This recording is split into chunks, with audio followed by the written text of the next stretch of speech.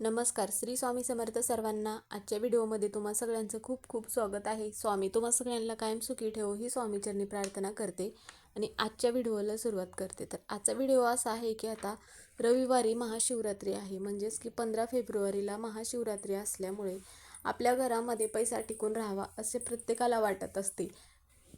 तुमची कोणतीही कठीण इच्छा असेल तर ती इच्छा पूर्ण व्हावी असे बऱ्याच जणांना वाटत असते. आता प्रत्येकाच्या इच्छा ह्या वेगवेगळ्या असतात, पण बऱ्याच वेळा बऱ्याच जणांना असा प्रश्न पडतो की आज एखादी इच्छा असेल तर उद्या परत वेगळी इच्छा पूर्ण होण्यासाठी आपण उपाय सेवा करत असतो.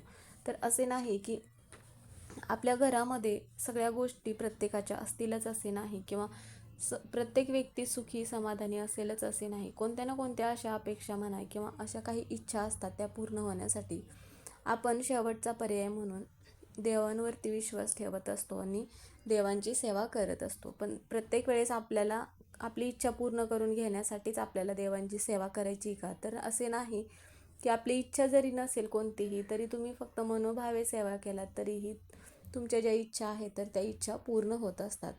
तर आता महाशिवरात्री रविवारी असल्यामुळे तर आपण महाशिवरात्रीचा उपवास करतच असतो. उपवास करत असताना पण काही सेवा उपाय करणे महत्त्वाचे असते. त्यासाठी आपल्याला पवित्र ठिकाणी स्नान करण्याला जास्त महत्त्व दिले जाते. म्हणून प्रत्येकाला पवित्र ठिकाणी जाऊन स्नान करणं शक्य होत नाही. तर त्यासाठी घरी स्नान करत असताना पांढरे तीळ टाकून आपल्याला त्यामध्ये थोडंसं गंगाजल टाकून मग स्नान करायचं आहे.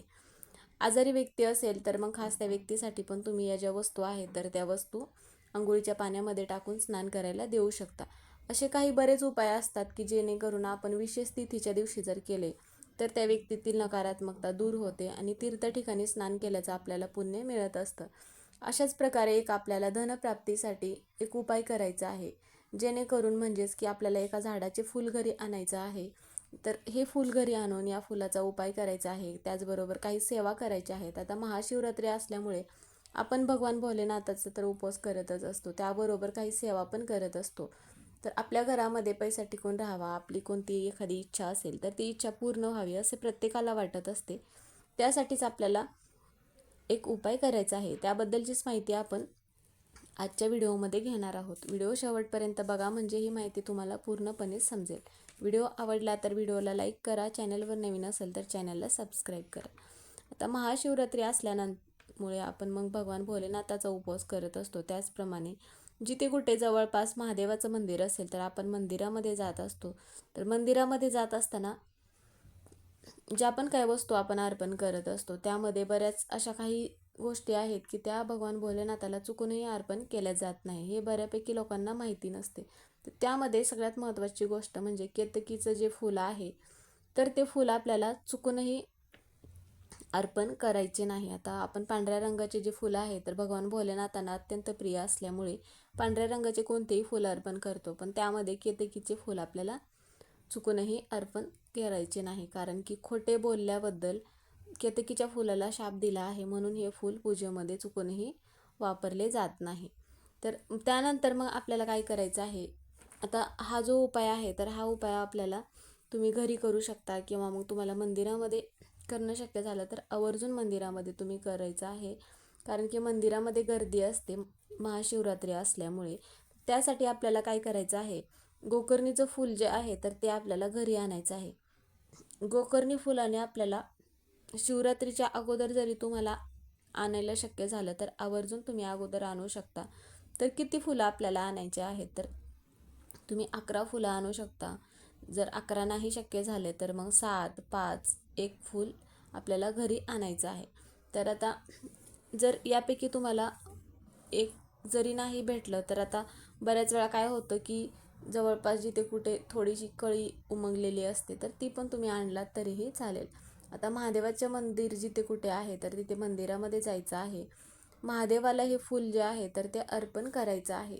आता अर्पण करण्या अगोदर काय करायचं आहे, महादेवाला ज्या वस्तू प्रिय आहेत त्या तर आपण घेऊन जातच असतो. त्यामध्ये मग एक तांब्या भरून जल म्हणा, कच्चे दूध म्हणा, बेलपत्र, फूल या सगळ्या वस्तू तर आपण मंदिरामध्ये जात असताना या घेऊनच जात असतो. त्याचबरोबर मग आपल्याला काय करायचं आहे की जिथल्या कुठल्या मंदिरामध्ये आपण जाणार आहोत तर तिथे गेल्यानंतर काय करायचं आहे, ह्या सगळ्या ज्या वस्तू आपण घेऊन गेल्या आहेत तर त्या सगळ्या वस्तू अगोदर शिवलिंगावरती अर्पण करायच्या आहेत. आता कोणतीही वस्तू शिवलिंगावरती अर्पण करत असताना ओम नमः शिवाय किंवा मग श्री शिवाय नमस्तुत्यम आपण असा मंत्र म्हणत असतो. त्या अगोदर मग आपल्याला काय करायचं आहे, या ज्या वस्तू आपण अर्पण केल्या म्हणजेच की जल अर्पण केले, बेलपत्र वगैरे अर्पण केले, तर त्यानंतर मग आपल्याला काय करायचं आहे, हे जे फुलं आहे गोकर्णीचं, तर ते फूल आपल्याला अर्पण करायचं आहे. आता मंदिरामध्ये जर गर्दी असेल तर तुम्ही मग घरी तुमच्याकडे शिवलिंग असेल तर मग घरी पण तुम्ही हे गोकर्णीचं फूल जे आहे तर शिवलिंगावरती अभिषेक वगैरे करून मग ही फूल घरी अर्पण केला तरीही चालेल. त्यानंतर हे फूल आपल्याला काय करायचं आहे, आपल्याला घरी आणायचं आहे. म्हणजे जर तुम्ही मंदिरामध्ये हा उपाय केला तर मग आपल्याला घरी आणायचं आहे. आणि फूल उचलून आणत असताना मग काय करायचं आहे, भगवान भोलेनाथाला आपल्याला सांगायचं आहे की घरी ज्या पण काय आर्थिक टंचाई आहे किंवा घरामध्ये पैसा टिकून राहत नसेल किंवा तुमची कोणती एखादी इच्छा आहे तर ती पूर्ण होण्यासाठी प्रार्थना करायचं आहे. घरामध्ये पैशाच्या अडचणी किंवा ज्या पण काय असतील त्याबद्दल सांगायचं आहे. आणि फूल घरी आणल्यानंतर काय करायचं आहे, घरामध्ये जर तिजोरीमध्ये तुम्ही ठेवणार असाल किंवा घरामध्ये पैशाच्या अडचणी असतील तर हा उपाय करायचा आहे. आता घरी आल्यानंतर मग काय करायचं आहे, आपल्याला एक देवपूजेचं लाल वस्त्र जे आहे तर ते घ्यायचं आहे, जे आपण पूजेमध्ये वापरत असतो. आणि त्यामध्ये थोडेसे अखंड तांदूळ ठेवायचे आहेत. आणि त्या वस्त्रामध्ये हे आपण जे फूल आणलं आहे तर मग ते जे फूल आहे तर ते फूल आपल्याला काय करायचं आहे, त्या तांदळावरती आपल्याला ते फूल ठेवायचं आहे. आणि 1 रुपयाचं नाणं घ्यायचं आहे आणि देवापुढे बसायचं आहे.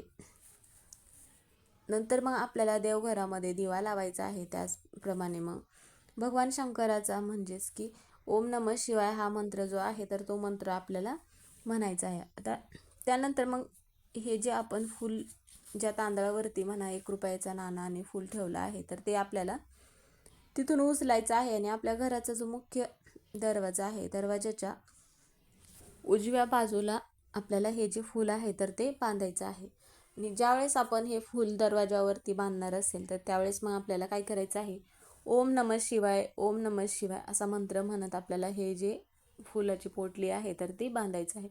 तर आपण दरवाजाच्या उंबरट्यावरती म्हणा म्हणजेच की घराचा जो मुख्य दरवाजा आहे तर घराच्या दरवाजाच्या तिथे आपण हे बांधणार आहे. तर त्यावेळेस आपल्या घरामध्ये ज्यावेळेस माता लक्ष्मी येत असते तर त्यावेळेस घरातील मुख्य दरवाजावरतीच येत असते, चांगली म्हणा किंवा वाईट शक्ती घरामध्ये येत असते. त्यावेळेस मग जर ह्या वस्तू जर आपण आपल्या मुख्य घराच्या दरवाजावरती बांधल्या तर आपल्या घरामध्ये पैसा टिकून राहतो.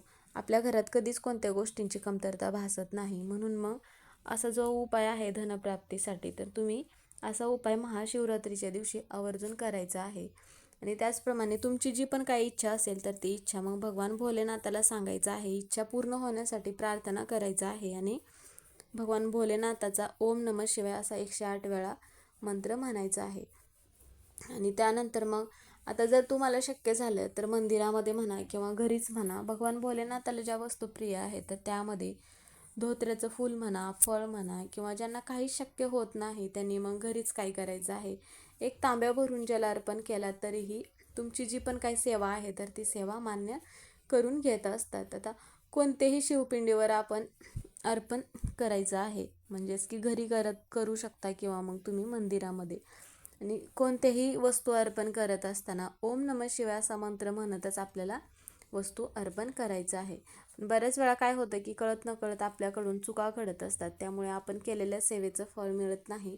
पण ज्यावेळेस आपण कोणत्या सेवा उपाय करत असतो त्यावेळेस मग सगळ्यात शेवटी आपल्याकडून काही चुका झाल्या असेल तर त्याबद्दल क्षमा असावी अशी प्रार्थना करायचं आहे. त्याचप्रमाणे भगवान भोलेनाथ जे आहे तर भोळा सांबा सदाशिव आहे, तुमच्याकडून जरी काही कळत नकळत चुका झाल्या तर त्या चुका माफ करत असतात आणि तुमच्या ज्या इच्छा त्या इच्छा मग नक्की पूर्ण करत असतात. तर मग तुमच्या पण घरामध्ये पैसा टिकून राहावा असे वाटत असेल तर मग महाशिवरात्रीला आवर्जून हा धनप्राप्तीसाठी उपाय करायचा आहे. तर व्हिडिओ इथेच संपला. व्हिडिओ कसा वाटला कमेंट करून नक्की सांगा. कमेंटमध्ये ओम नमः शिवाय हे लिहायला विसरू नका. व्हिडिओ पूर्ण बघितल्याबद्दल धन्यवाद.